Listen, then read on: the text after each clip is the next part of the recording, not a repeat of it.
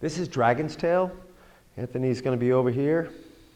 Now on this one, it starts with I'm grabbing both of his wrists, and the first thing he's going to do is tell me to let go. The reason we choose this technique to practice the verbal command is because on hooking mantis, there's a punch coming at you. You don't really have time to say, don't punch me, because the punch is on its way.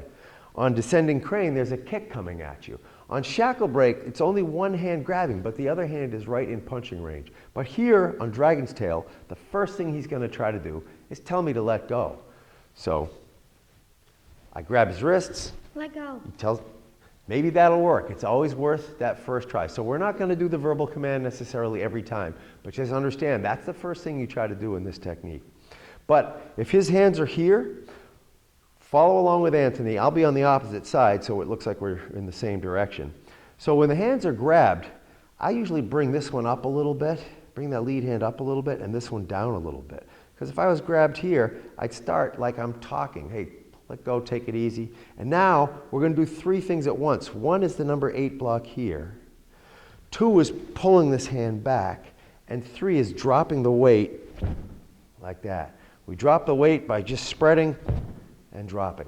So, along with Anthony here, the hands are here. One hand is coming up, one is going down as we're talking. It's going to be 8 block, chamber, and drop the weight. Good. Once we've done that, if it's necessary, we strike. We strike again here. We come back with a rake if necessary. And again, we're doing all this with the right hand because this hand might still be held. Okay, then we're going to do a wrist release. Our palm is coming across and grabbing, and then we pull and do a push step forward. Now there are 2 endings, and we'll do the second ending after, but here's the first one. Maybe we're in a neutral stance, we're grabbed, we attempt the verbal command, we step back with the right, this hand is up. We're going to do 3 things at once. 8 block, chamber, and the chamber is important because this is the hand we're pulling away from his grasp. So it's 8 block, chamber, drop the weight. This hand may still be held, so we punch if necessary, we elbow, we rake depending on the level of force we need, and now it's going to be a wrist release here, push step and pull to escape.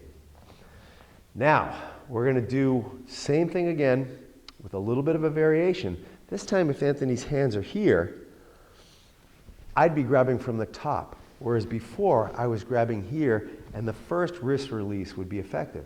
But if I'm grabbing from this angle, everything starts the same. He gets ready, he tries verbal command, he breaks out by dropping the weight, he punches and pulls back, he does the elbow, the rake, but now it's going to have to be either this way or this way. He's got to be pulling the hand off from the top because my hand will be on top of his. So we'll do this variation again along with Anthony. He's in his defensive stance now, and imagine I've grabbed him here. So he's going to drop, pull back, and do the 8 block. He's going to strike again, just like before, the elbow, the rake. But now instead of this way, he's either going here or here. All right. So now you can do it along with Anthony again. First, he's in the neutral stance, and I grab him here. If the verbal command didn't work, so he steps out, he breaks out. Punch, a little bit slower, elbow, rake. And then he's going to go here, and then push step and pull me this way. So he's got a chance to get away. So do that along with Anthony again. Nice and slow here. I'm grabbing. He's going to break out and drop his weight. Good. He's going to punch and pull back. Elbow, rake. He's going right here for that release. Push, step, and pull.